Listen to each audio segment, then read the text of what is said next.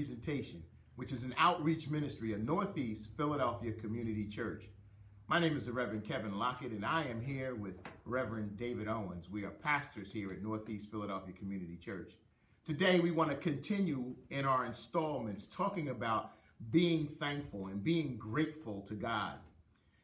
One of the things we brought out last week is that an ungrateful person, we found in Romans 1 and 21, didn't have a relationship with God, didn't honor God, and therefore was ungrateful.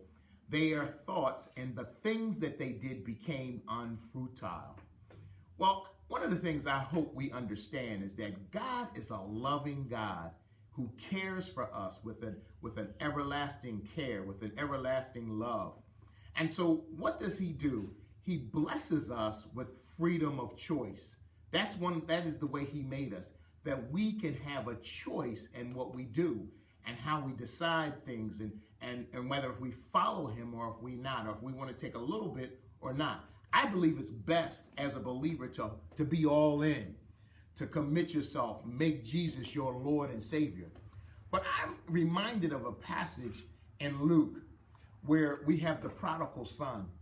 And the thing when I read this about being grateful is that we need to be grateful to God, because in all that the prodigal son did, God never got upset. God never had a bad thought or anything. He allowed the son the freedom to make choice and to find out what was good and what was fruitful in his life. When we look at that story, we see a downward spiral. We all know that he asked for his money from his father. He asked for his share of the inheritance, which truly meant, Dad, I wish you were dead. And so therefore he took his and he separated himself. He became segregated from his family and all that he knew, because he went to a far country, and he was very selfish because everything that he did was about himself. He enjoyed himself with riotous living, all for self. But that separation brought him way down to starvation. He was in starvation mode because now there's a famine, and what does he do?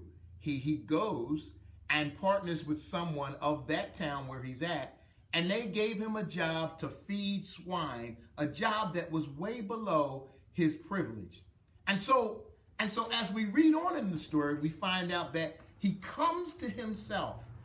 But we have to remember that when all of this is taking place, the loving Father is still right there, allowing him to have the freedom of choice and to do as he chooses. What else is so significant in this is that the Father is already looking for him to return. Before the decision is even made in his mind to return, the Father is afar off looking for his son to come back. And that is the way the Father treats us. When we blow it, when we mess up, we need to be thankful that we have a God in our life that doesn't kick us to the curb, but yet always is loving us, always caring for us, always orchestrating things in such a way that there's always an avenue for us to come back home. And so what did he do? He had a resolution within himself, and he said, I have sinned against God and against my dad, and I'm going to go to him, because he has servants who have more than enough food to even share. And so what does he do? He begins to return home. But the Father was already in place, looking for him, ready to receive him back home. That is the kind of Father that we have in God the Father. And so I want to say to you, whatever you do this holiday season and all the days of your life, be thankful. Be thankful. You may not have all that you want. It may not be going the way that you like it.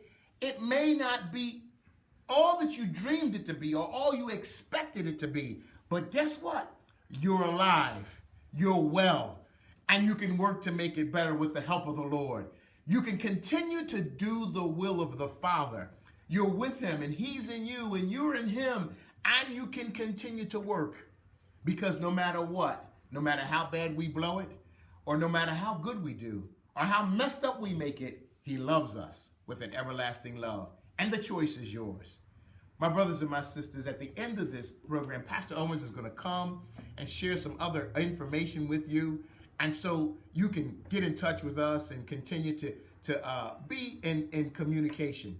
We thank you for tuning in, and God bless you, and we thank God for you.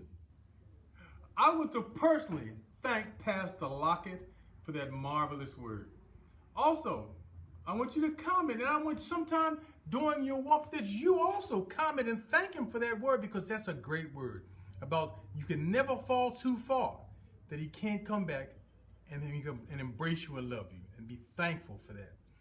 We hope that you've been going to the website to find out some more information about our church, and we hope that sometime you'll be able to come to our church and visit us. We're here in this Northeast Philadelphia community. We want to be a blessing to this community. God has established us here. So there'll be a signpost at the end of this message about ways that you can get in contact to us. The best way is to go to our website. God bless you and have a great week.